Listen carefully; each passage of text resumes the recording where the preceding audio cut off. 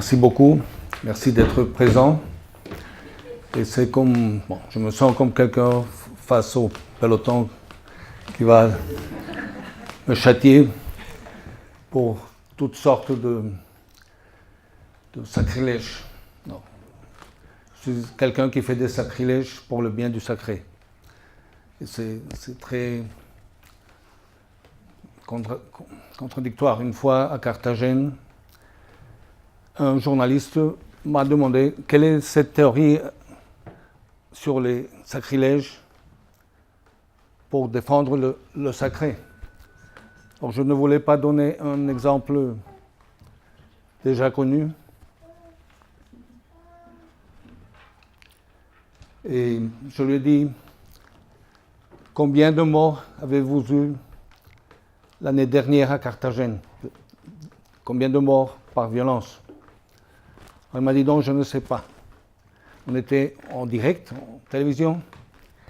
Vous devez vous imaginer ce journaliste, la panique qu'il a sentie lorsque je lui ai dit, à Carthagène, l'année dernière, il y a eu une mort, 2 morts, 3 morts, 4 morts, 5 morts, 7 morts, 8 morts, 9 morts, 10 morts, 11 morts, 12. Bon, je ne veux pas répéter ici le sacrilège. J'ai compté jusqu'à 32. Alors 32 morts moins, ça donne l'idée que c'est très peu. Mais lorsque tu comptes un par un, lorsque tu rassembles un groupe de jeunes de 32 ans, il est clair que c'est un grand nombre. Alors, la vie m'a donné j'ai écouté peut-être une centaine de fois l'Ode à la liberté de Beethoven, sans être en ce moment-là renseigné sur le rôle de cet hymne comme hymne d'Europe. L'Ode à la joie. On a organisé 500 jeunes dans leurs tombes, des tombes du genre espagnol. Et il y avait un chœur qui a chanté. Lorsqu'on est arrivé à la phrase convenue, ces jeunes gens se sont assis à la porte de leur tombe, des tombes de genre espagnol, donc verticalement 6 ou 7 fils. Et bon, cette image, c'était le plus près que j'étais de faire évidente l'idée de ressusciter. Bon. Bon, je vais parler de ressusciter. Tu comprends? Ressusciter, c'est d'être à nouveau.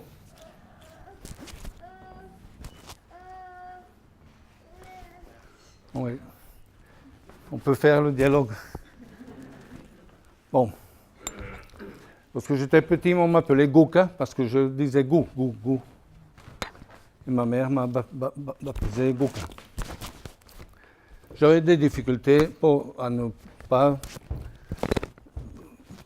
Je ne pouvais pas laisser le biberon. Alors ma mère, une fois que j'étais avec des amis de l'école, j'avais déjà 6 ans, elle m'a donné le biberon en face de mes compagnons. Alors j'ai senti une honte. Bon, c'est l'histoire que je me rappelle la plus lointaine d'honte. Et une autre fois, j'avais découvert le plaisir d'avoir un trou dans la poche. J'utilisais des pantalons courts.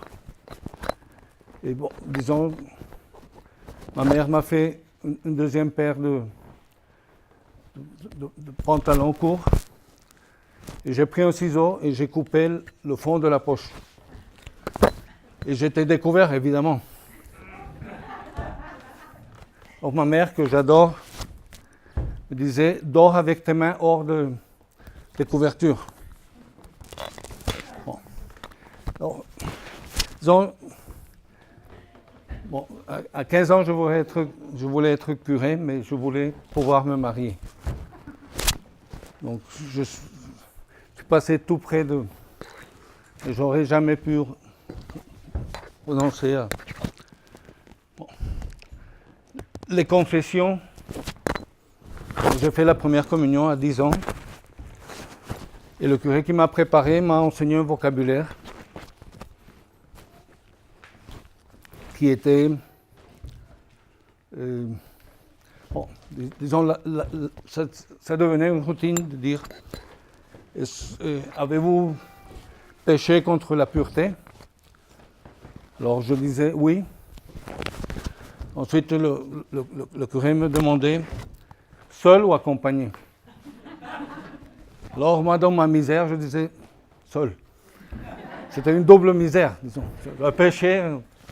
Je péchais dans des conditions que je croyais inférieures, disons. Après, j'ai lu Master Johnson qui disait que la masturbation est beaucoup plus plaisante chez quelques gens que... Bon. Bref, à Dijon, j'ai connu un Nicaraguain qui était très pro-Fidel Castro, mais qui, à l'Alliance française, à Managua, avait connu la fille de Somoza, qui est venue étudier en Suisse. Il est tombé amoureux de cette fille de Somoza. Il ne ratait jamais un discours de Fidel Castro, mais il l'avait idéalisé totalement. Et c'est la première fois que j'ai contemplé la possibilité de venir en Suisse pour demander à cette fille de voir ce garçon. Mais en parlant un peu de tout genre de thèmes, je lui ai parlé des éjaculations nocturnes involontaires. Et alors, disons, le jour suivant, il vient avec un sourire d'oreille en oreille. Il me dit, j'ai eu ma première éjaculation nocturne non volontaire.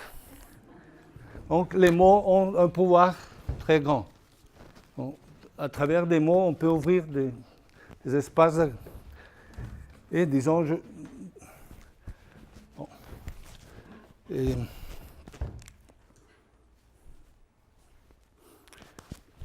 j'ai eu la chance d'étudier dans un lycée français.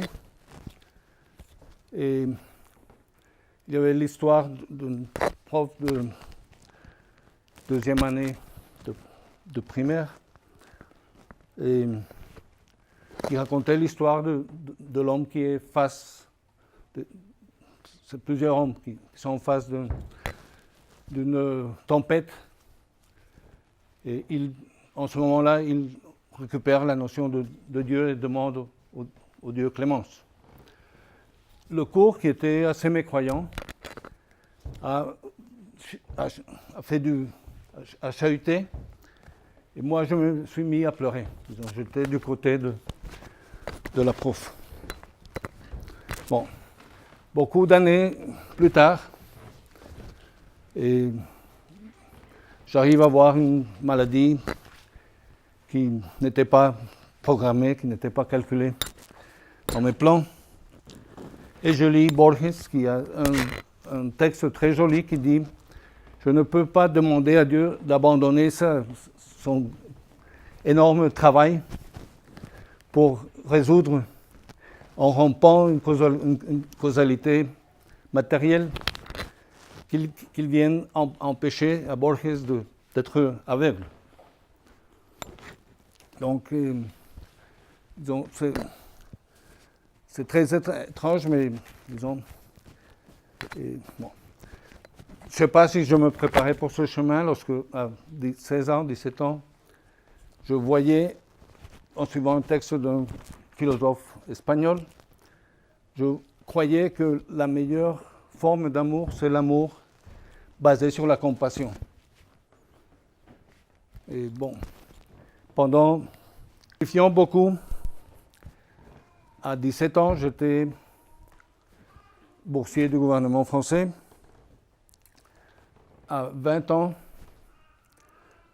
j'ai dû lire un texte de Stanislao Suleta, qui disait, si vous ne voulez pas avoir des prisons, beaucoup de prisons bourrées de prisonniers, vous devez avoir la capacité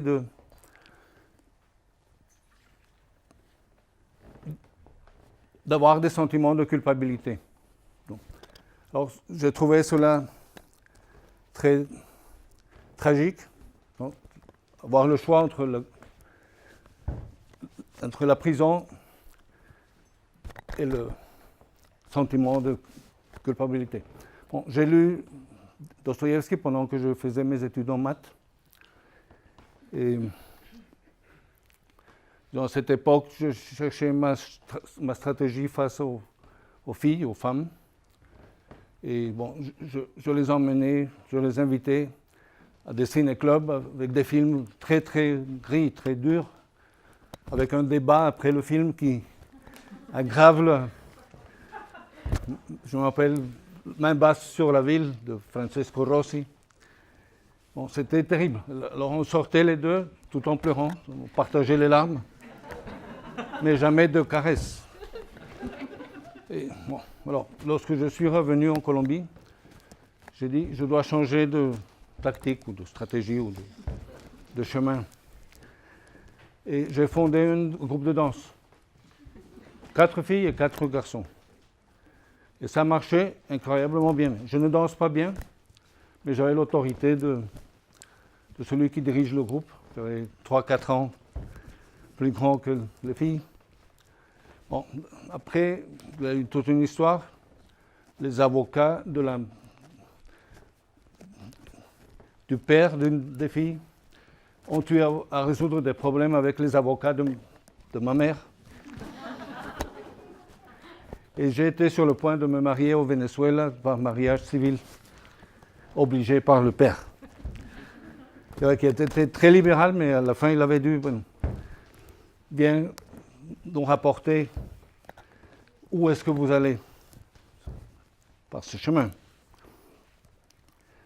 Et j'ai été dévié de ma carrière scientifique pour cause de nostalgie de Colombie, nostalgie de ma mère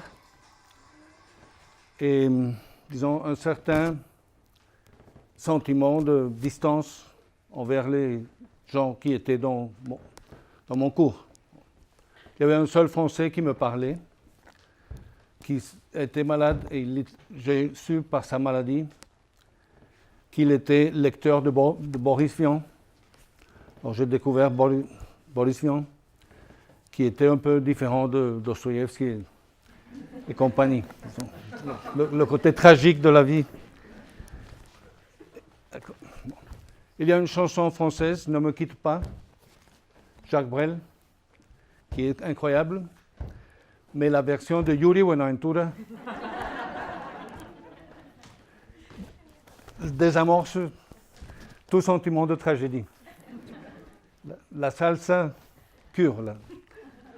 Et, bon. Alors, parfois, je m'amuse à utiliser ce genre de musique pour... Bon. Il y avait de la musique aussi héroïque d'origine lituanienne. Oh maman, ne verse pas des larmes parce que ton fils va couvrir...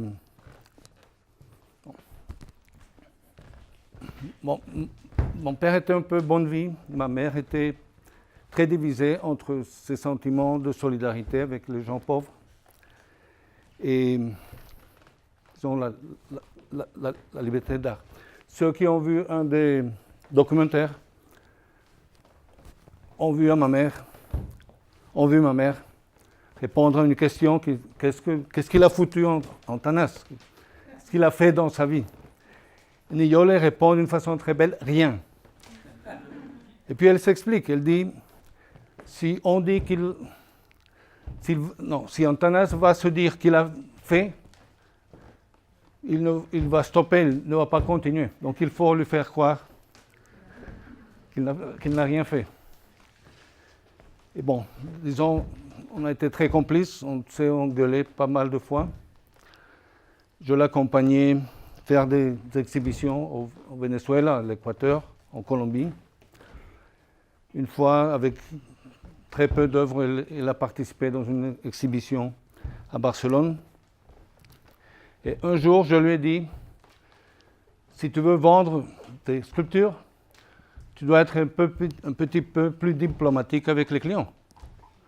Sinon, tu termineras ta vie en rampant sur le sol. 24 heures après, il y avait une sculpture avec une grosse tête erguida, droite, et un corps qui se dissout sur le sol et une seule main.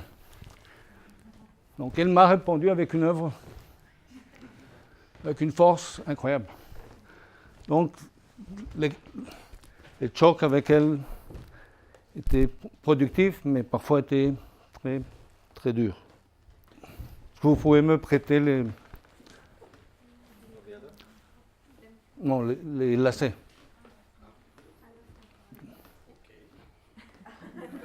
Merci beaucoup. On a toujours des volontaires, des gens de bonne volonté. Bon, alors je raconte une fois l'histoire qui est derrière les lacets. À l'université, à un certain moment, je n'ai pas lu rien de Durkheim, parce que Durkheim était de droite. Alors c'était très simple. Quelqu'un de droite, on ne le lit pas. Les années 70. Mais après, j'ai eu un prof à l'université de Londres, en anglais, Basil Bernstein, qui est une sorte de Bourdieu un peu plus modeste en Angleterre. Et disons, il m'a ouvert les yeux sur Durkheim. Alors j'ai lu Durkheim avec beaucoup de plaisir. C'est les deux.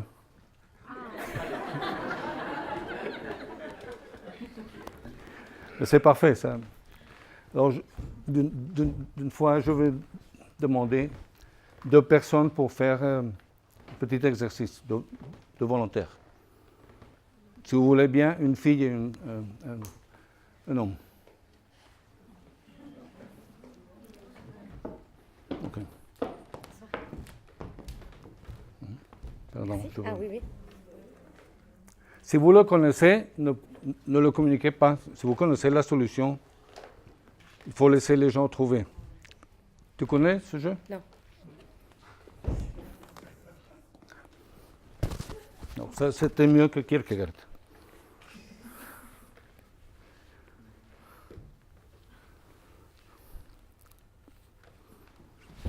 Et toi?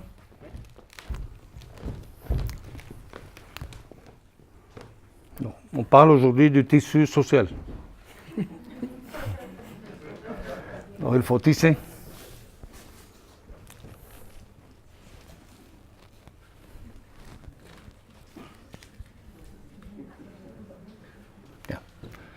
Leur mission, c'est de se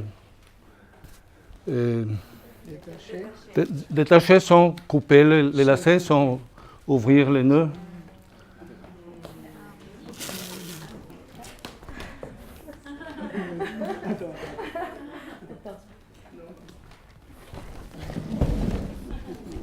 Attends. Il descend, enfin. Ouais, chacun. Ouais.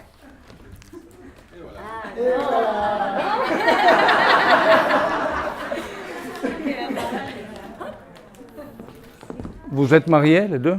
Oui, presque.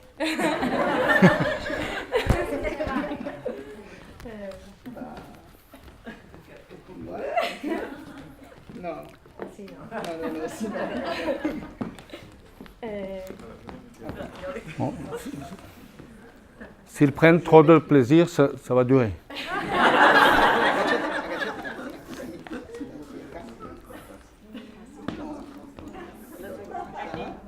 Si, espera. Regarde ça. Hop, hop.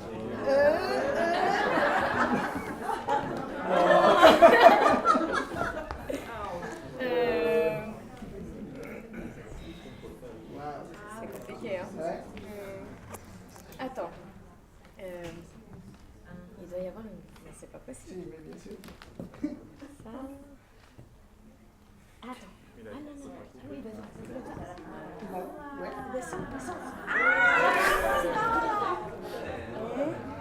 Joe, baja. Descends.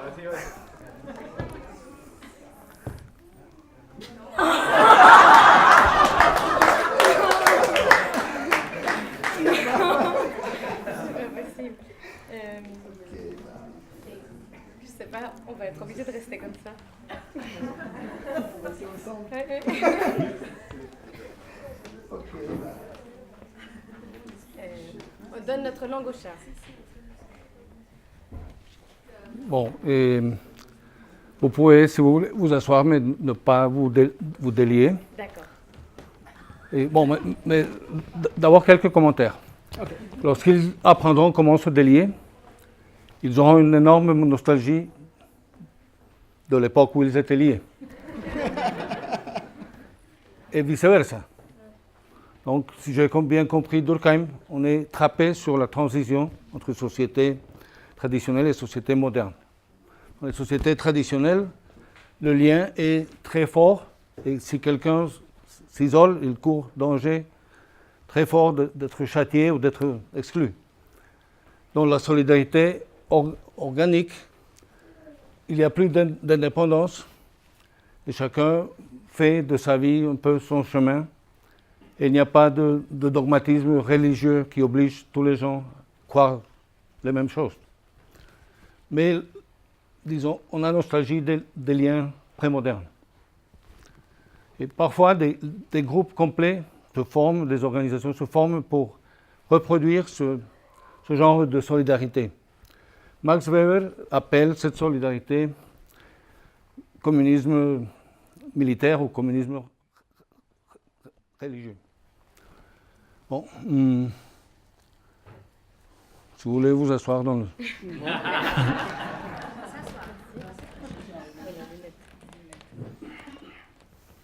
Ils sont heureux. Bon, 6 heures après, on verra. Bon, vous pouvez faire une promesse de combien de temps vous essaierez de vous délier. Combien?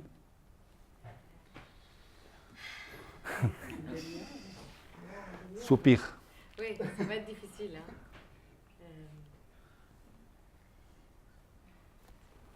S'il y avait un autre lacet, je prendrais du plaisir à...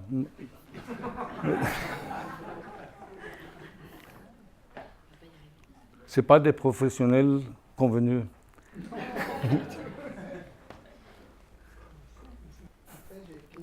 Et si on tournait un peu, lève-toi, et si on tournait comme ça, je sais pourquoi.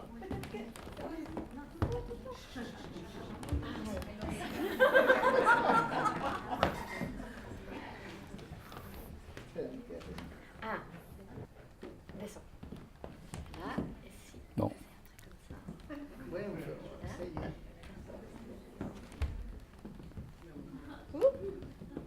Non. Et, c'est pire. Ah oui, c'est pire. Non. Bon, assieds-toi, je crois que... On va pas y arriver. Je crois que oui, mais il faut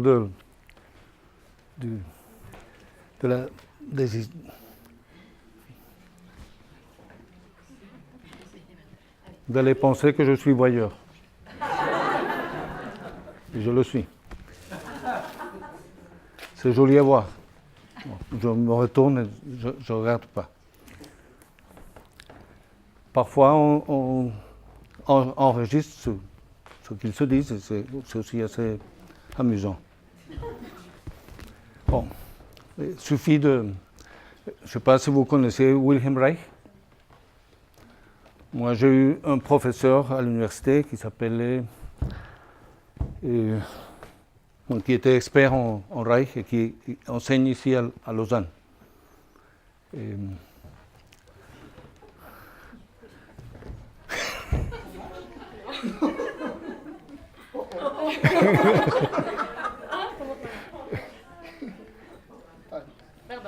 Bon.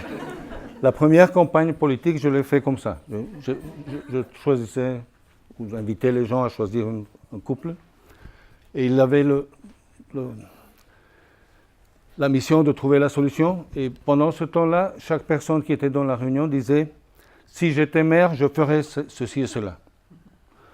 Les gens, ils pouvaient se concentrer sur ce que disaient les autres gens ou regarder l'aventure de la récupération de la liberté.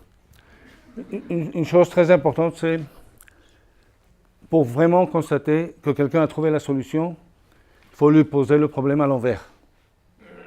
Si on est détaché, comment s'attacher sans briser les cordes, sans dénouer les nœuds? Et seulement lorsque on est capable de faire le passage dans les deux sens, et lorsqu'on est capable d'enseigner à d'autres, non par pure simulation, mais par compréhension du problème et de sa solution. Disons, il faut tout cela pour que quelqu'un soit gradué, soit reconnu comme quelqu'un qui connaît la solution. Bon, je vais m'asseoir à ma place.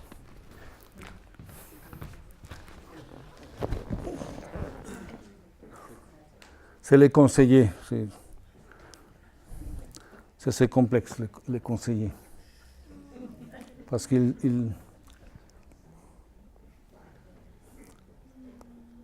y a une différence que fait John Elser, qui est prof au Collège de France et à Columbia University. Et John Elser fait la différence entre conseiller et mentor.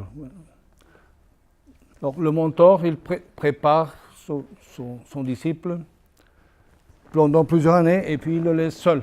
Donc, il doit faire son chemin seul et ne pas changer de chemin.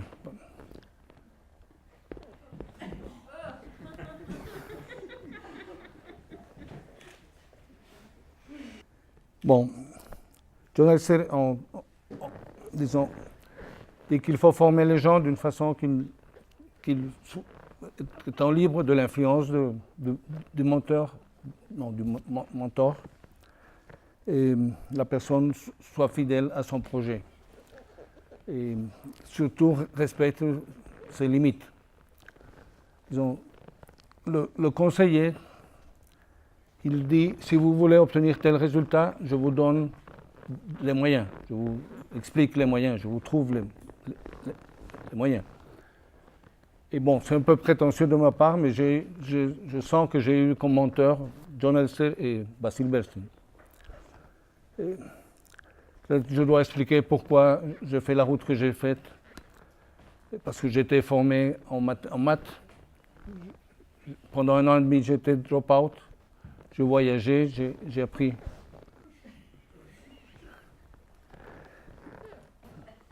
Une fois, je suis arrivé dans une très petite ville avec une fille avec un jupon court. Et disons, tout le petit peuple est sorti de sa maison voir le jupon. Et bon, c'était l'événement du jour. Mais je dois vous expliquer pourquoi j'ai dévié de la mathématique. Et un journal lituanien publié en Californie arrive à notre maison parce que ma mère était amie d'un des auteurs de cette publication. Et là, il y a bon, du courage. OK, de part et d'autre. Bon, alors je lis une recension, un résumé du livre qui s'appelle Obedience to Authority, obéissance à l'autorité. C'est un expériment où une personne qui arrive du dehors, qui ne sait rien, est invitée à participer dans un expériment scientifique. Et cet expériment consiste en coupler des mots. C'est apparemment un exercice de mémoire. Et si la personne se trompe, le sujet expérimental, qui est la personne qui est arrivée du dehors sans rien savoir, doit donner un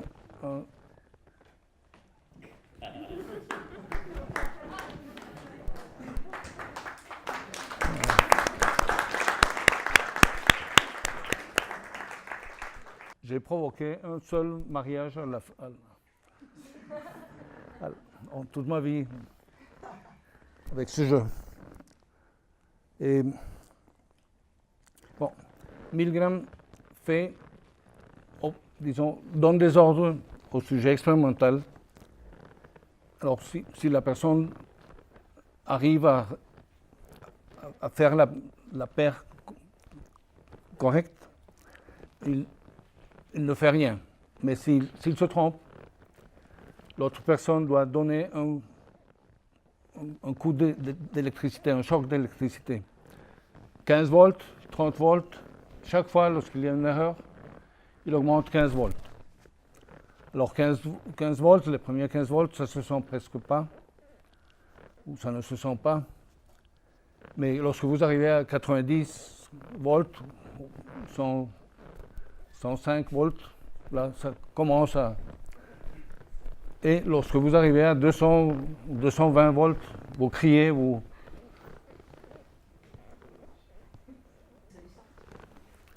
il y a une solution. C'est une question très importante. Les mathématiciens, beaucoup de fois, ont trouvé dans l'histoire des mathématiques des théorèmes qui disaient il y a une solution.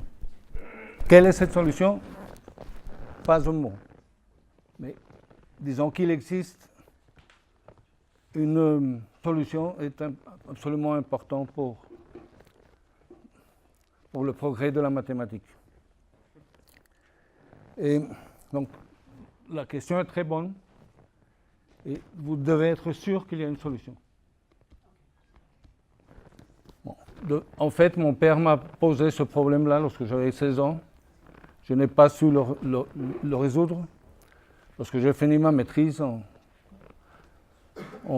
73, et lorsque j'ai entré à l'université à enseigner, j'ai repris l'exercice dans la première leçon et bon, bien sûr, c'était pour que je trouvais la solution assez facilement. Mais c'était, bon, de toute façon, j'ai regardé dans le livre où il y avait la solution, mais à 14 ans, je n'avais pas trop entendu, je n'avais pas compris le texte. Alors, on m'invite à l'université à donner un cours sur les problèmes colombiens. Je dis, je ne sais rien. Et lorsque je découvre le livre de Milgram, je dis, je veux offrir un cours électif sur le scientificisme. Une année plus tard, on connaît l'article de Habermas, Sciences et techniques comme idéologie. On étudie des livres. Bon, il y avait un article d'André Gorz, il y avait des livres de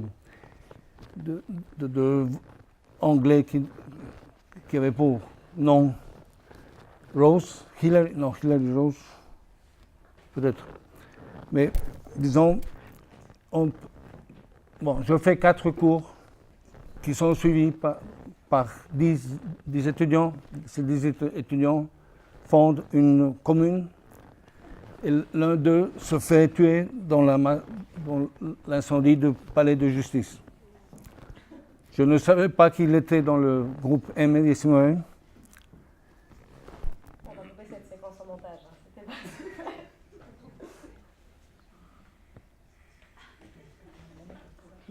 Je crois qu'ils n'ont pas un désir suffisamment grand de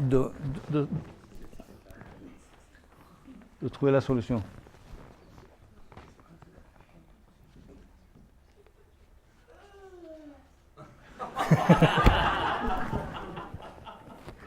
Message compris. Laissons de côté toute cette introduction. Et bon, lorsqu'il y a eu la mort d'un des meilleurs étudiants, ça m'a changé la perspective. Des années plus tard, j'ai connu que Dante, dans sa Divina Commedia, il classifie les enfers. Et les enfers les plus durs ne sont pas sur les gens qui exercent de la violence, mais le châtiment le plus fort, c'est pour ceux qui justifient la violence. Et pendant des années, j'avais justifié, parfois très explicitement, parfois indirectement, et la lutte armée et, disons, l'exercice de tuer des gens qui pensaient différents ou kidnapper des gens.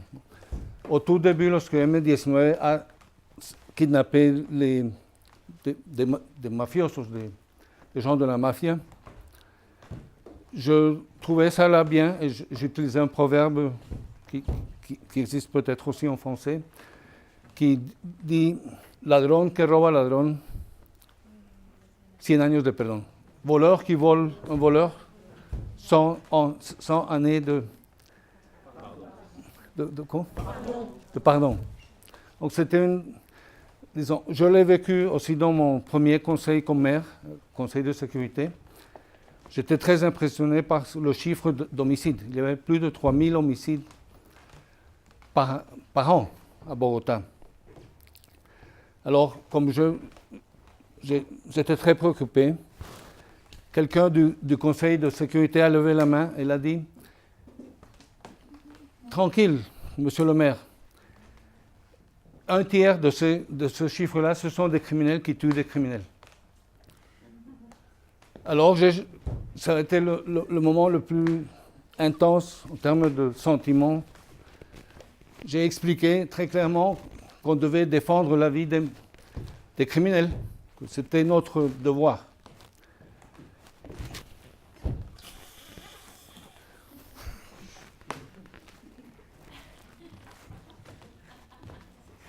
Bon, excusez-moi.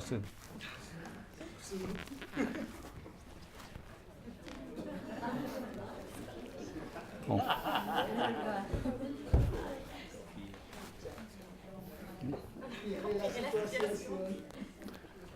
Bon. La tragédie du palais de justice, c'est 85. En 85, on prend avec le groupe de profs prochain un séminaire avec Basil Bernstein. En 85, cette même semaine où on a le séminaire avec Basil Bernstein, il y a une présentation du chant général de Pablo Neruda. Et c'est la fois où très clairement la droite colombienne ou le système politique colombien exprime d'une façon très claire le respect pour le projet de gauche radical, disons, ligne Parti communiste.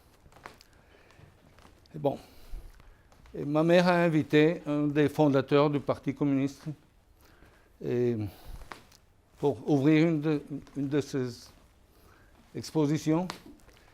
Et elle s'est retrouvée avec un directeur de la place qui lui a dit « Le peuple est avec vous, donc nous n'allons pas acheter rien pour la collection de cette institution. » Et qu'est-ce que c'était que le peuple était avec ma mère? Bon, ma mère avait invité des gens de l'éducation publique faire des workshops, des ateliers, des journées de travail en dessinant et en sculptant avec l'argile. Bon, peut-être que ce genre de situation cultivait en moi un ressentiment. Et disons, j'ai mis beaucoup de temps à comprendre que la misère humaine est assez bien distribuée et que tous, nous avons presque tous, nous avons des torts, des choses qu'on a faites pas bien. Et un de mes meilleurs amis avait été invité à être vice-recteur de l'université. Pendant tout un soir, le jour où j'ai fini ma maîtrise en philo, je lui ai parlé en disant on critique, on a joué contre la légitimité de beaucoup de changements en Colombie. Maintenant que tu as une offre concrète de construire, viens construire. Alors je lui disais, tu dois accepter cette offre. Le possible recteur à ce moment-là était un génétiste, Emilio Yunis. Et disons, mon ami ne voulait pas aider le système. Disons. Alors, un mois après, UNIS ne marchait pas. Il y avait un nouveau recteur qui s'appelait Mosquera Mesa, Ricardo. Et il m'a invité avec mon ami. Il m'a offert la vice-rectoria académica. Il m'a dit, toi qui es si compétent, si expert dans la critique et de la destruction d'initiatives, pourquoi tu ne viens pas travailler en construisant? J'ai demandé 24 heures pour réfléchir. J'ai accepté. Au début, j'étais très fâché parce que j'avais un fonds spécial de la vice-rectoria avec lequel je pourrais organiser des séminaires, etc. Alors ma première réaction, c'était je vous accompagne, mais pas rien à voir avec ce qu'on populairement on appelle le fric. Alors, 6 mois après, j'étais très content. Construire est beaucoup plus plaisant que détruire. J'espère que cette leçon soit une leçon généralisée en ce moment en Colombie. Disons, j'ai raconté toute cette histoire en disant les Colombiens, nous sommes le pays, peut-être le deuxième pays en félicité. Ça doit avoir quelque chose avec cette scène.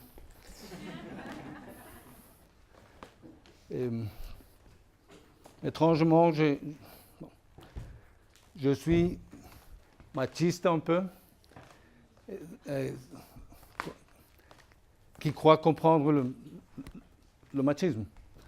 À un certain moment, j'ai désiré pour ma première fille qu'elle soit initiée sexuellement par un Français. Parce que je trouve que les Français sont beaucoup moins machistes que les Colombiens, inclus moi-même. Ça va bien, disons, mon vœu a été réalisé et les objectifs du vœu ont été accomplis. Le machisme, c'est une tyrannie pour l'homme.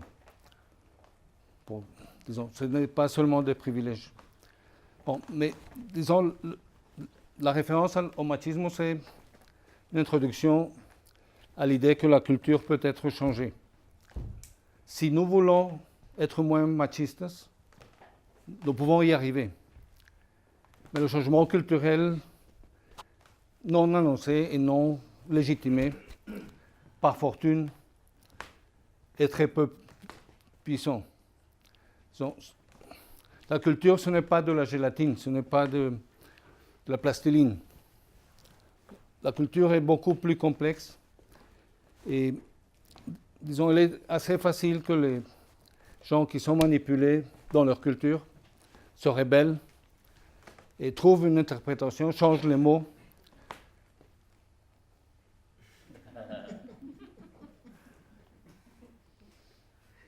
Non, ils s'amusent. Ouais. Je pensais au début qu'on me faisait une blague, que j'allais rester toute la nuit. En attendant, peut-être je dois poser des questions ou laisser que vous posiez des questions. Je fais un peu d'autobiographie parce que je pense que la biographie marque les gens, disons, pousse. On fait toujours un peu de démagogie dans l'autobiographie. Mais bon, je me justifie en citant Jean-Paul Sartre, qui a 24 ou 25 ans, dans un livre qui s'appelle Journaux de guerre. Il dit qu'à 24 ans, il avait déjà essayé 3 morales différentes. Et une des morales était ne pas faire ce qui irait mal dans une autobiographie. Disons, je dois vivre d'une façon où chaque acte peut être communiqué aux gens et peut être justifié en face de ces gens. C'était sa lutte incroyable contre le fouet il se fait que, disons, les justifications. Il disait, si vous ne voulez pas aller au front dans l'armée pour combattre les Allemands, ou au moins pour défendre le territoire français, vous aviez la liberté de le faire. Ça avait un prix, mais vous auriez pu le faire. C'est une philosophie de la responsabilité. Et je sens que c'est un peu dommage qu'en France, disons, l'enthousiasme avec Jean-Paul Sartre est tombé, disons, n'est pas aussi grand qu'il serait juste qu'il soit. Et une des choses que j'aime beaucoup chez Sartre, un texte qui est, je crois, dans les mots, où il dit « Je prépare mes marionnettes, je vais aux Champs-Élysées, je mets mes marionnettes en place. Il y a une fille très belle qui s'achemine et qui regarde la pièce qu'il fait avec les marionnettes. Et il dit, plus que le plaisir de voir cette fille si enchantée par son jeu, il dit, j'anticipe le plaisir que je vais avoir en train d'écrire cette situation. Alors, il faut vivre d'une façon que nos histoires soient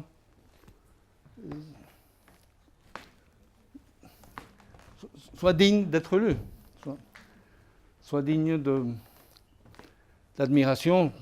Disons, autre idée de Sartre, très belle, c'est l'analyse de la mauvaise foi dans le néant, l'être et le néant. C'est tout juste.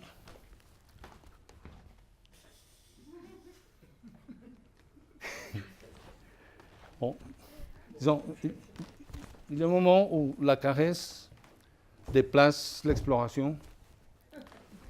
Et à ce moment-là, c'est la question de la bonne foi, disons. Si je joue pas... Bon, là, je pense un peu mal de certaines femmes latino-américaines. Bon. Non, je ne veux pas être... Non. Je ne tombe pas dans la tentation. Et... Bon. Ah, il y a une chose sur ce thème-là pour en finir. Et j'ai demandé au curé de Bogota, curé de Monserrate, quel est le péché le plus fréquent que les gens de Bogota lui confessent? C'est une question intéressante. Ça peut faire un peu de choc avec le mandat de... Est-ce que quelqu'un a une idée? Oui? Ah. Mais tu la connaissais avant ou tu as l'idée maintenant? Je suis restée attachée comme ça tout en mariage pendant 7 heures. Gymnastique comme ça, on des colonnes droites. Je Je me pas... rappelle que ça se passe dans les nœuds, la solution. Oui, mais je ne me rappelle pas comment. Non, parce que Non, mais sans le faire comme ça. Il faut se prendre d'une main. Prendre d'une main tout à l'heure, j'ai eu comme une idée, parce que vous êtes pris les mains la première fois. ouais. Et c'était ça, mais je ne sais pas si vous pouvez passer le Il faut nez. tourner les... Non, non, passer la main. Passer la Venez, venez. Moi, oui, oui. Non, mais j'ai pas les lacets. Ah oui, c'est mes lacets, j'ai eu la culture. Comme ça.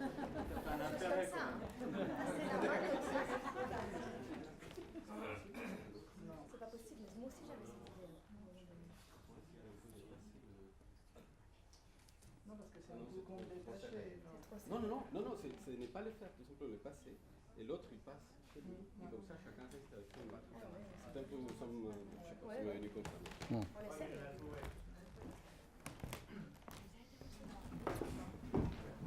C'était quoi la réponse du collègue? C'est que la main. Bon. En fait, vous l'avez fait avant, je crois. En fait, il faut passer derrière l'autre, mais le truc, c'est que vous n'avez jamais fait, c'est qu'il faut passer les deux en même temps, je crois. Sauf erreur, si je comprends bien. Vous y étiez presque. Passez derrière l'autre, Comme ça? les deux mains derrière l'autre, voilà, en même temps. Maintenant, vous descendez tout en bas les deux. Oui, je crois. On l'a déjà fait, je crois, non? C'est bien. Puis maintenant, on sort les deux? Ensemble, vous avez déjà fait. Alors, attends. Je pense qu'il faut faire la démarche ensemble. Non. Bien joué. Bien essayé, merci. Je vous ai dit l'histoire des prisons pleines de prisonniers. si nous n'acceptions pas la culpa, la culpabilité. Le curé de Monserrate a répondu que lui, quand il confesse à Monserrate, il essaie de changer la culpabilité sexuelle en culpabilité sociale. Et je ne peux pas trouver de meilleure caractérisation courte du Vatican II. Disons, l'Église qui a, bon, disons, avec Adriana, avec ma femme, c'est une différence totale. Il y a presque une génération de distance. Elle a été éduquée par des sœurs franciscaines, et sa sexualité n'a été jamais problématisée, ni discutée, ni il y avait silence total. Et partant, disons, pas le genre de truc. Moi, je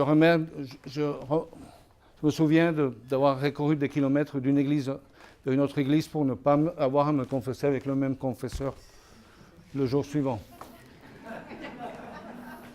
Alors, j'étais invité à être, mais non pas simplement mesuré, mais à ne pas avoir une sexualité. Et le thème de la différence sociale, c'était plutôt ma mère qui m'aidait à le reconnaître.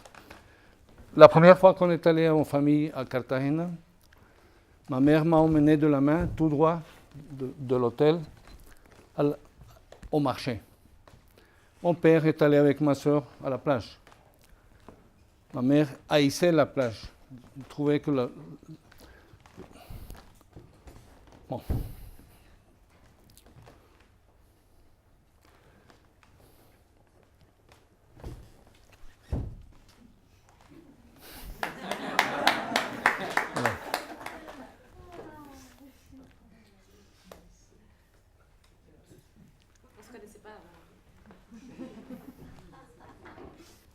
Je peux vous donner une piste. Il y a un mouvement que les femmes font et les hommes ne font pas.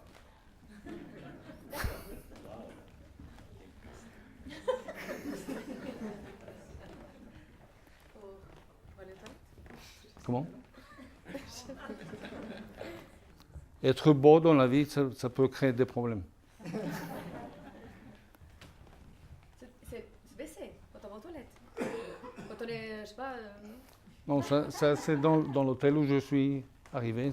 Il y a une caricature qui compare les deux façons d'uriner, mais non, c'est pas ça. C'est pas ça. Disons, c'est dans les plages où ce mouvement se produit.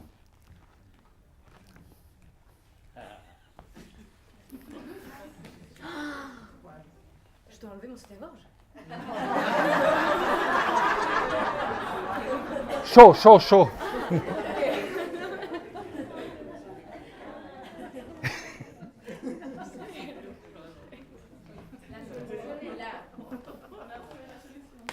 Oui. Ah, elles sont libérées. Bon, mais prière ne pas... Disons, c'est si plaisant de trouver la solution que si quelqu'un...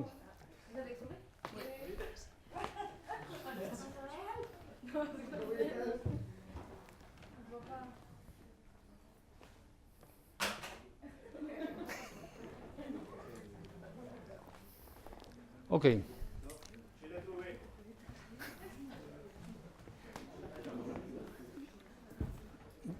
Vous l'avez trouvé? Vous l'avez fait avec des lacets? Non, mais dans ma tête, ça va marcher. C'est ça le problème fondamental. Dans ma tête, ça marche, mais... Oui, après, c'est la pratique, ça peut marcher.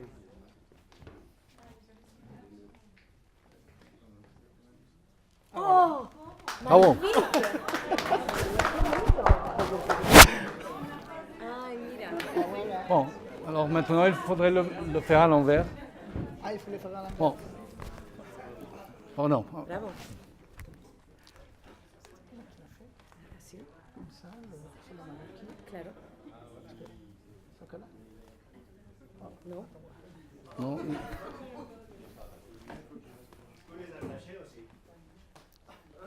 Oui, je crois que vous avez compris. Ah, non, mira, el chico lo sabe hacer.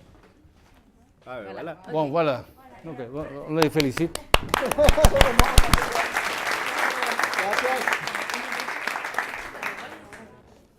Donc, je répète. Oui, voilà. Super, gracias. Bon, je l'ai déjà insinué, mais lorsqu'il y a une radicalisation comme celle qu'il y avait dans les années 70, on se sent très mal en n'étant pas radical. Donc, il y a une sorte de mauvaise image des gens qui continuent à être croyants, qui continuent à avoir des visions politiques conservatrices. Alors, on se protégeait dans le petit groupe avec les étudiants et avec mon ami Carlos Augusto Hernández. On se protégeait en être radicaux face à la vie quotidienne. Disons, on ne veut pas changer la structure de propriété de la société, c'est encore très complexe. On ne peut pas changer le système d'éducation dans son ensemble. Changeons des petites pièces. Essayons par exemple, d'apprendre tous les hommes à repasser avec le fer à repasser. C'était le plus populaire des membres de cette petite commune, c'était Antonio Garcia. Antonio Garcia savait repasser avec le fer à repasser sans regarder la chemise. Il parlait. Nous, les autres, nous devions interrompre totalement notre flux de mots et nous concentrer compulsivement et très lentement à repasser les... Alors, ça a été un peu impressionniste, mais je crois que je vous ai donné une idée de ce qu'a été ma vie jusqu'à présent. Merci.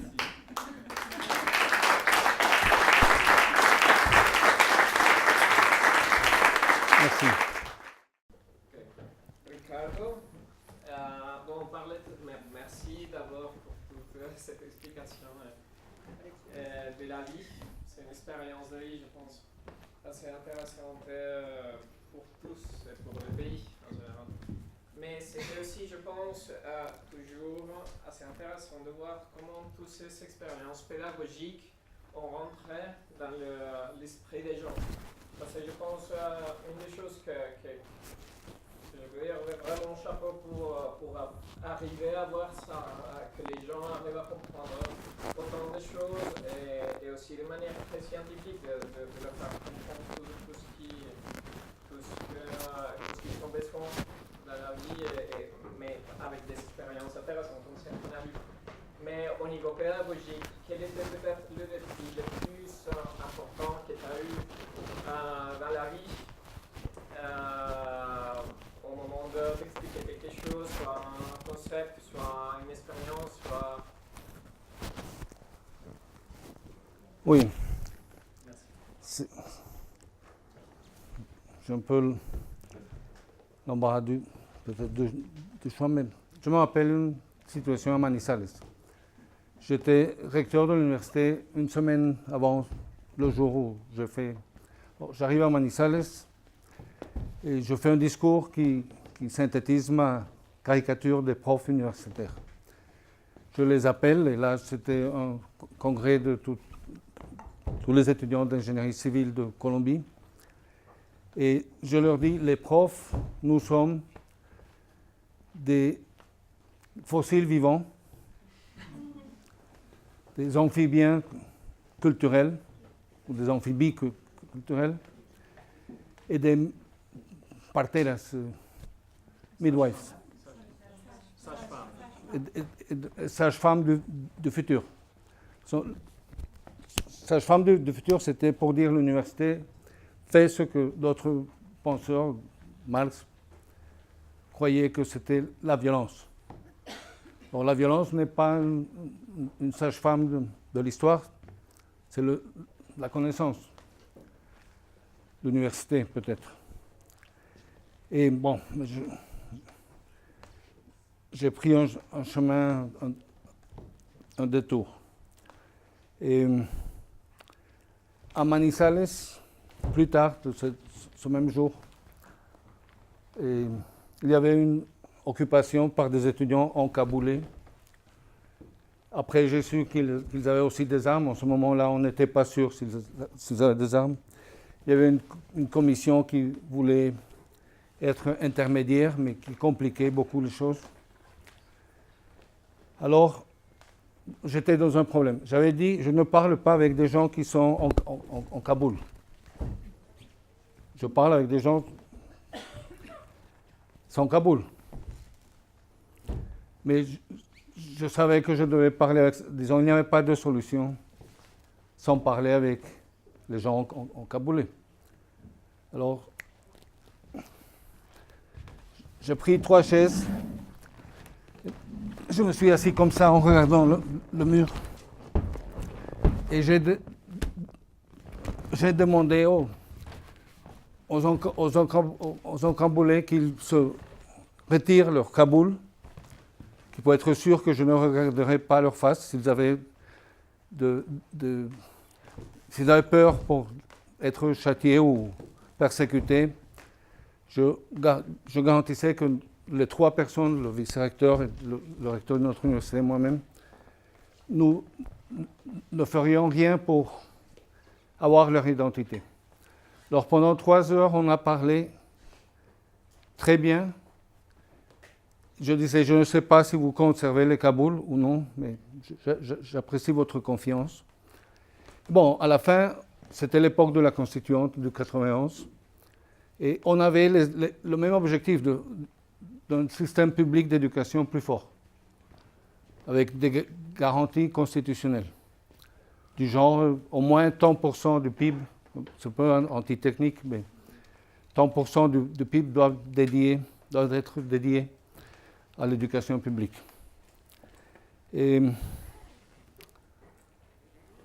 bon, c'est un peu dérisoire, mais disons, en ce moment-là où j'ai pris cette décision, il y avait des étudiants qui criaient au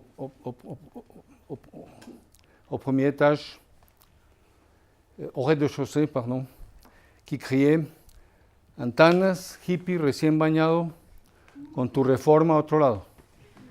Antanas, hippie, tout juste baigné, va-t'en avec ta réforme à une place différente de l'Université nationale. » J'ai eu des relations, disons, honnêtes avec les gens les plus radicaux. Bon, un jour, je suis tombé dans les mains des FARC. Et, disons, c'était dans la période de processus de paix de Pastrana. Et c'était un tout petit groupe de 10 personnes des FARC. Alors, le chef me dit, je n'ai pas la formation pour avoir une discussion politique comme il faut avec vous, mais je peux appeler, voir si quelqu'un des chefs supérieurs viennent ou veulent parler avec vous. Alors, le walkie-talkie ne marchait pas bien. Et bon, finalement, je lui dis, parce qu'il m'avait dit, n'abandonnez pas ce bled sans parler avec nous. C'était une surprise, on n'avait pas prévu qu'ils étaient là. Alors, il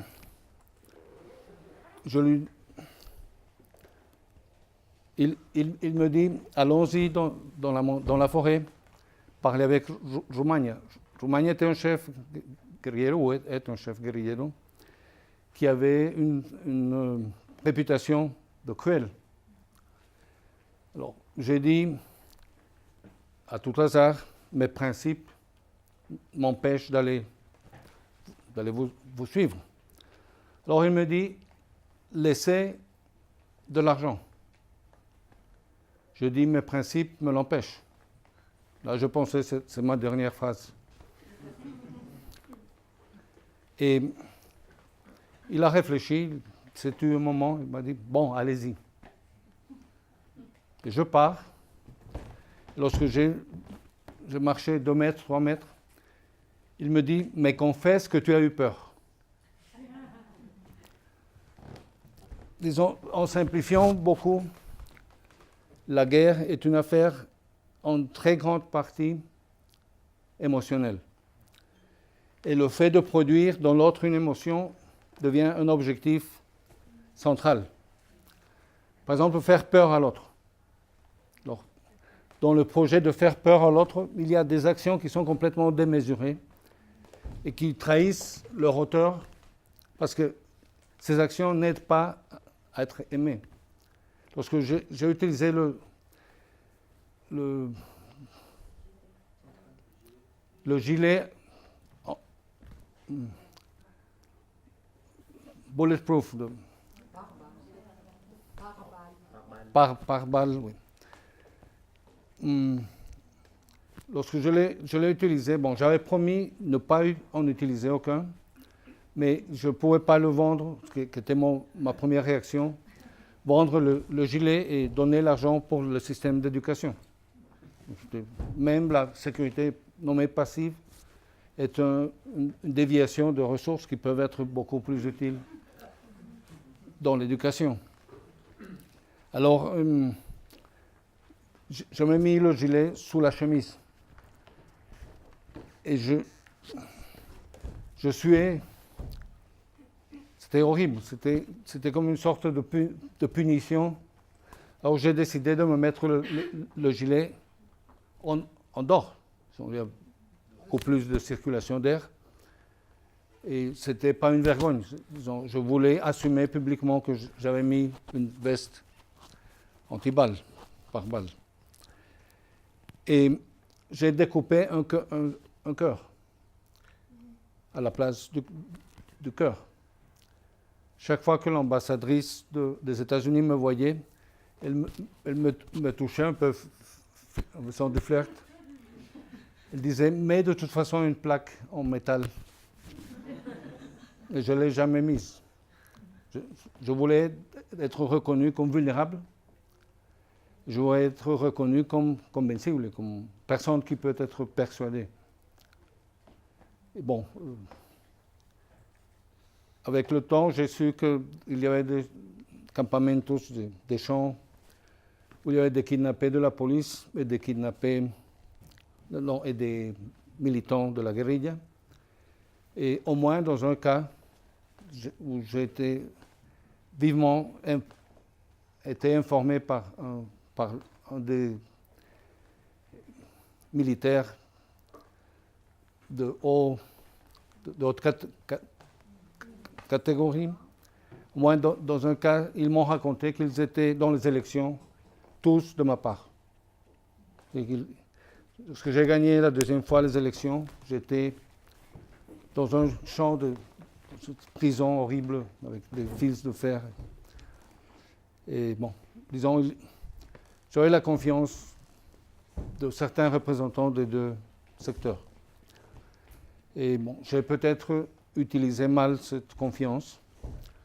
J'ai tout le temps insisté que le processus de paix soit plus vite. J'étais désespéré parce que, disons, la souffrance, c'est la souffrance. Et oui, disons, on n'a pas le droit de rallonger la guerre. Disons. Une autre fois, c'était un paramilitaire qui m'a parlé qu'il plongeait la tête des gens dans de l'eau. Disons, je me suis arrangé pour revenir à l'hôtel où j'étais là, et lorsque j'avais un groupe d'amis autour, je lui ai dit, vous pouvez tirer. C'est un peu comme la chanson de Boris Vian. Une autre question? Je ne sais pas. J'utilise les questions d'une façon opportuniste, qui n'est pas juste. Non. Oui. Une question. Qu'est-ce que vous avez fait pour transformer l'université nationale et qu'est-ce que vous avez fait pour transformer Bogota? Bon, à l'université, j'ai reconnu que l'université dépend très fortement des professeurs. Et les professeurs ont été invités à faire le doctorat. Disons, bon, vous le savez ici très clairement, moi-même, je ne suis pas un professeur légitime en termes internationaux. J'ai fait 2 maîtrises en maths et en philo. Bon, aujourd'hui, j'ai un doctorat honoris causa de Paris 8 et un doctorat honoris causa de la nationale, mais c'est un peu de... Je suis un docteur bâtard, disons. Le texte que m'a donné Paris 8 est très beau, très élogieux, peut-être très exagéré. On vient de publier à Harvard un bouquin qui s'appelle, un bouquin de 600 pages, qui s'appelle Cultural Agency Reloaded, The Legacy of Antanas Mockus. 15 personnes différentes, bon, inclus moi-même, écrivent des articles sur l'expérience de Bogota. À l'université, j'ai augmenté ce que les étudiants devaient payer, mais pas tous les étudiants qui sont de familles qui ont des revenus suffisamment hauts. En fait, l'université dans le passé avait eu cela, mais avec la dévaluation, c'était tombé à presque rien. Les différents recteurs trouvaient que c'était très problématique d'augmenter. On est arrivé à le faire, et ça a été... Bon, j'avais été vice-recteur 2 ans et demi, alors j'avais des convictions très fortes sur certaines solutions. Et je demandais à un philosophe et à un économiste qu'ils écrivent des articles justifiant l'augmentation des matriculas. Et après, on a fait une chose qui me semble une jolie idée. Et on a dit, avec les anciens étudiants, on ne peut pas leur augmenter le paiement. Mais on peut leur imprimer ce qu'ils auraient à payer s'ils étaient couverts par la mesure. Donc, ils avaient un reçu avec le total qu'ils devraient payer, un autre reçu à côté s'ils voulaient payer la moitié. Et l'autre option, c'était ne rien payer. Alors, c'est incroyable, 10% des étudiants ont payé sans avoir l'obligation de payer. Dans la maison de Salomon Kalmanouch, j'espère qu'il ne sera pas fâché si je raconte cette histoire, mais ses 2 fils lui disaient, bon, il disait, moi je veux payer, le père, il disait, je vais payer le tout complet, comme c'est juste. Les 2 fils de Salomon disaient, c'est un ours, es un oso. Il se sentait de la honte s'il payait complètement. Alors, en ce cas, rendre l'honte en enthousiasme. Bon, je donne un peu un autre exemple. En Colombie, nous avons plusieurs mécanismes qui construisent de l'égalité. Disons, la Colombie a des revenus et des capitaux de patrimoine qui sont... Disons, il y a une diversité très grande et il y a des gens très pauvres et des gens très riches. Mais la Constitution a prévu quelques façons de corriger cela. Une d'elles, c'est le système de santé. Les gens de classe moyenne et de classe haute doivent payer pas mal face aux gens dont la santé est couverte presque totalement par l'État. Or, ce n'est pas un système aussi bon que peut-être celui qu'a eu l'Europe à certains moments. Mais, disons, aujourd'hui, la santé est beaucoup plus homogène qu'elle n'était avant. Avant, il y avait le système de caridad, de charité, où l'État donnait des ressources mais le directeur de l'hôpital devait lutter chaque novembre ou chaque octobre pour avoir de l'argent pour le budget pour l'année. Bon, mais plutôt en une phrase très courte, je dirais, il y a des gens qui vivent ces mécanismes de justice sociale comme des atracos, comme si l'État colombien était voleur. Et il y a des gens qui voient plutôt la justice sociale. Alors, une de mes prouesses, c'est lorsque, c'est un peu modeste de parler de prouesse, mais c'était une prouesse. J'avais promis augmenter les impôts. La première fois, et je suis arrivé. La deuxième fois, j'ai promis augmenter les impôts. Un soir où on était en dessous, dans les enquêtes, on était en dessous de ma rivale, c'était une femme, Maria Emma et Mejia. Et alors, le journaliste nous a demandé, vous allez couper des arbres? Elle a dit non, moi j'ai dit oui, dans la mesure où le journaliste s'est fâché, il a dit, je vous demande à répondre seulement oui ou non. Donc, la journaliste demande, allez-vous augmenter les impôts? Je dis oui, l'autre candidate et dit non. Mon équipe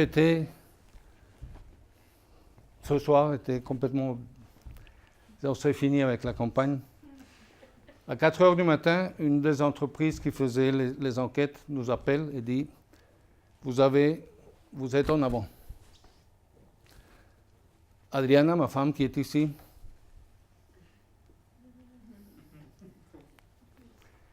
et m'a dit une phrase historique. Il m'a dit, ça vaut la peine de vivre en Colombie. Bon, alors lorsque je suis arrivé au poste de maire la deuxième fois, c'est après cette histoire, et les conseillers du conseil de ville disaient, vous avez promis augmenter les taxes, mais nous avons promis ne pas les augmenter. Alors c'était une situation sans solution. Alors j'ai demandé au secrétaire d'Hacienda d'ouvrir dans le formulaire une ligne qui dit « Je paye volontairement 10% de plus d'impôts ». 63 000 familles, représentant à peu près 300 000 personnes, ont payé 10% plus d'impôts de ce qu'il était obligatoire pour eux de payer. C'était le même principe qu'on avait utilisé à l'université. Et bon, disons, moi, lorsqu'on me dit que l'altruisme n'existe pas, je dis, j'ai un joli exemple pour mon compte.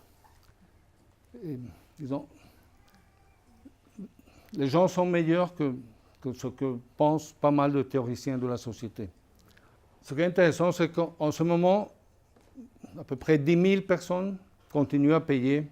On ne sait pas si ce sont exactement les mêmes, mais les gens continuent à payer.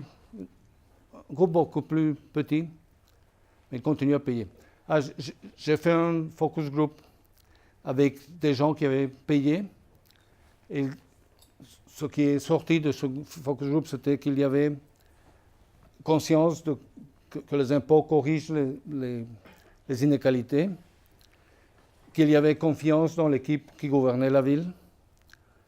Et une femme a dit une chose très très belle. Elle a dit, cette année, je peux payer plus. Quand c'est volontaire, l'année prochaine, elle se réserve le droit de... Bon. Et on a utilisé une sorte de fiche pour faire des priorisations qui avait une légende qui disait « ressources publiques, ressources sacrées ». Et l'autre slogan qui est en rapport avec celui-ci, c'était la vie est sacrée. La vie est sagrada. Et un jour, la sociologue qui était la chef du programme de culture citoyenne vient me voir à l'officine, mais elle me dit, nous avons exagéré. Je dis, en quoi? Elle me dit, ce matin, lorsque je sortais de mon appartement, lorsque j'ai mis mon pied sur le trottoir, j'ai senti une peur révérentielle. Peur révérentielle est une expression dans le terrain de la religion, disons, où tu te rends compte qu'il y a un espace qui a une dignité théologique supérieure. Alors je lui ai répondu, non, nous n'avons pas exagéré, c'est tout juste ce que je voulais ou nous voulions réussir. Donc c'est très étrange, je me suis marié avec Adriana dans un cirque, avec un mariage civil. Donc j'ai parlé avec le prêtre sur le péché des Borotanos. On s'est marié avec un éléphant dans un cirque. Mais les témoins ont été un rabbin juif et un jésuite qui a été, des années après, chef des jésuites de Colombie. Avec cela, disons, ce que j'ai fait peut s'expliquer, ou ce que mon équipe m'a aidé beaucoup à faire, c'est à rompre certaines classifications. J'ai distribué dans un Noël des kits carottes. En Colombie, lorsqu'on dit qu'une personne est carotte, c'est une personne qui ne s'amuse pas beaucoup. Les deux personnes qui étaient là n'étaient pas trop carottes. Les personnes carottes se sont gênées s'il y a des petits excès. Et où est-ce que j'allais? Ah oui, disons, j'ai distribué des condoms, on dit, des préservatifs. Et je suis allé parler avec l'archevêque en tout cas, pour qu'on ne choque pas. Alors, je lui dis, le préservatif va avoir une instruction à côté qui dit inflez-le. Oh. Gonflez le préservatif et faites-le exploser. Et de l'autre côté, il m'a dit, je suis conscient que le péché n'est pas dans le préservatif. Alors ma solution, j'ai fait une toute petite variation. J'ai dit, monsieur, Bogota, le mieux c'est de ne pas pécher. Mais si vous péchez, péchez avec le préservatif.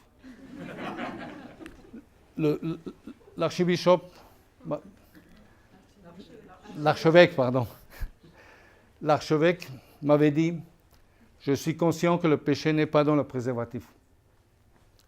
Alors, disons, après le mariage dans le cirque, Monseigneur m'a donné un catéchisme catholique et il m'a signalé les pages où il disait, celui qui se marie par le civil ne peut pas recevoir la communion. Mais il m'a expliqué, vous n'êtes pas excommunié. Vous vous êtes excommunié vous-même. Disons, c'est important, disons. Disons, c'est une lutte pour défendre une règle. Et bon, je peux dire bienheureux ceux qui peuvent se marier par l'Église. Je m'étais déjà marié une fois par l'Église. Je ne voulais pas répéter le cycle des élites qui se font annuler les mariages, surtout lorsque la cause qu'on pourrait invoquer pour le premier mariage est présente dans le deuxième mariage. Bon, disons, bon, pour la première fois, ça aurait servi, mais... Et,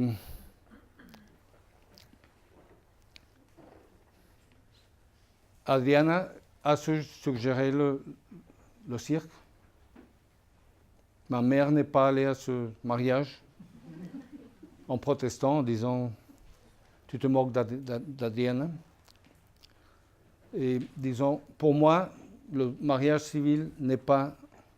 un mariage n'est pas un simple contrat privé. Pour moi, un mariage, c'est un contrat public. De fait, les femmes changent leur comportement vers la personne qui est mariée, peut-être les hommes aussi. Et parfois, nous avons appelé notre petit groupe de recherche en éducation, nous l'avons appelé « religieux sans religion ». Disons, on fait partie un peu de Durkheim, disons, de cette... Bon, Nietzsche aussi.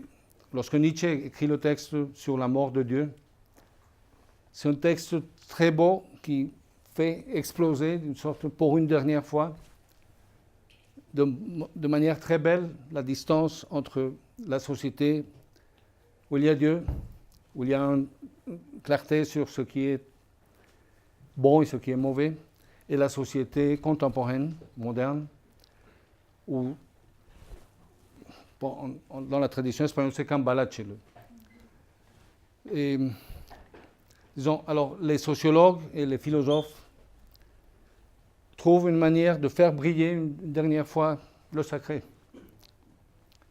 Je prétends appartenir à cette confédération, cette union, à ce syndicat. Donc, le sacré peut être... Bon, il y a un philosophe colombien, Fernando González, qui dit il y a des gens qui se rencontrent Dieu même dans l'urinoir. Alors, je ne veux pas vous inviter à voir d'une façon différente l'urinoir.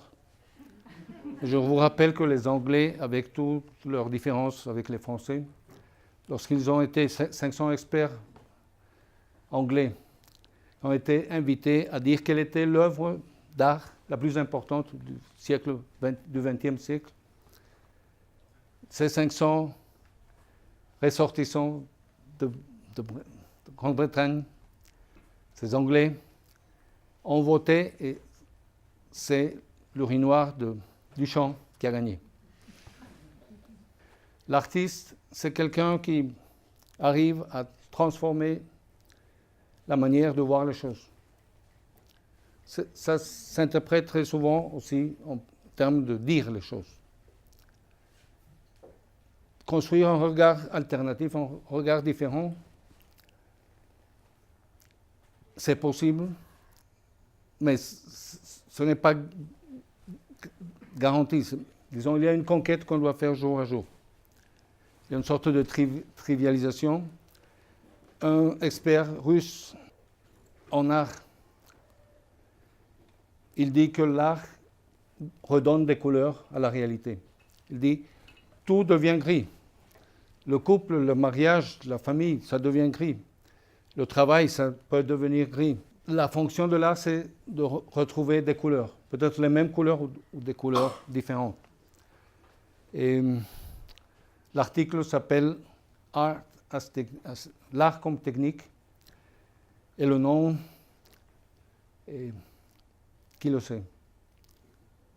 Shklovsky, Viktor Shklovsky. C'est un théoréticien du mouvement formaliste russe. Alors, il dit quelque chose disons, l'art, c'est la surprise, c'est provoquer la surprise qui redonne des couleurs à la réalité. Et Shklovsky prend un exemple de Tolstoï. Et Tolstoï, à un certain moment, donc la guerre et la paix, il veut critiquer un peu la propriété privée. Alors, il dit, quelle étrange institution qu'est la propriété. Moi, j'ai un cheval que j'appelle par son nom, je le vois tous les jours. S'il se rend malade, je souffre, je cherche des solutions à sa maladie. Tandis qu'il y a d'autres chevaux qui n'ont jamais vu leur propriétaire.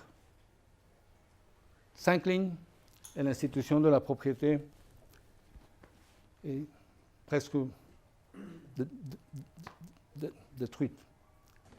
Mais l'autre jour, j'ai arrivé dans une université à Bogota, invité les gens à réciter tout Notre Père. Quelqu'un le sait bien? Père qui es aux cieux, que ton nom soit sanctifié, que ton règne vienne, que ta volonté soit faite dans le ciel comme la terre. Je le sais en espagnol.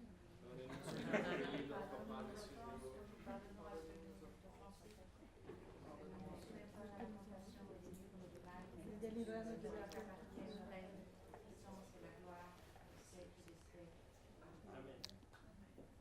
Habermas a très clairement expliqué que si les philosophes ne trouvent pas des alliances avec les grandes églises, en particulier avec l'église chrétienne, nous n'aurions rien à faire lorsque les caractéristiques humaines deviendraient un marché. Je ne veux pas que... Les caractéristiques? Les caractéristiques génétiques. Ah, ok. Pour, disons, la manipulation génétique, dans 50 ans, c'est un fait. Et disons, les gens qui... Disons, s'il n'y a pas de barrières très claires, les gens avec leur argent, les gens riches avec leur argent pourront fixer des caractéristiques de l'être humain. Alors, la nature de l'être humain va varier. Disons, l'avortement et l'euthanasie sont des problèmes très simples à côté du problème de l'ingénierie génétique. Bon, c'est une raison pragmatique. L'autre raison, c'est on ne sait pas à quel point on porte des traditions qu'on ne reconnaît pas. J'ai fait des dessins genre Charlie Hebdo avec le pénis masculin. Bon, le pénis est toujours masculin.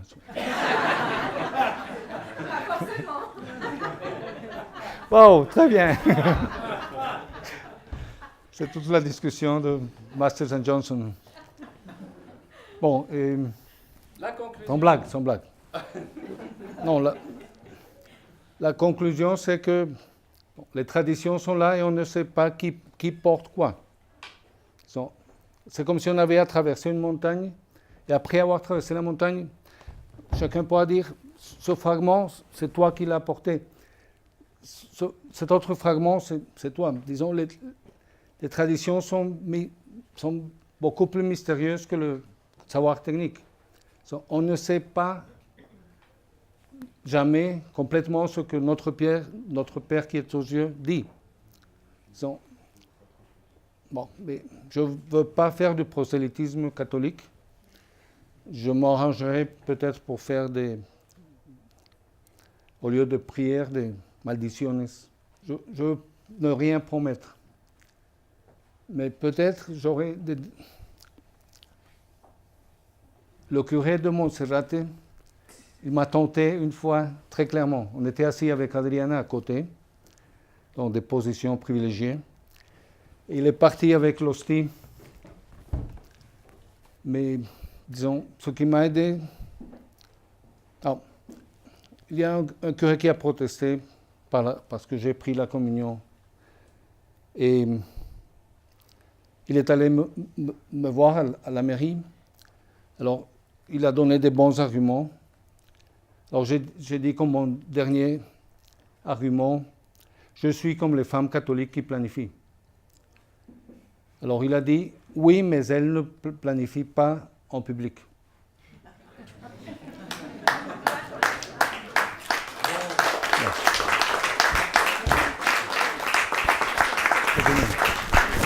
Adriana.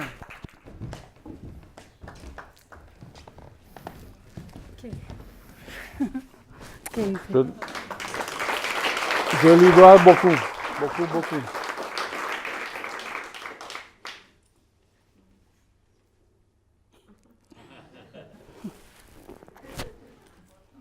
Bon, merci, c'est une coproduction.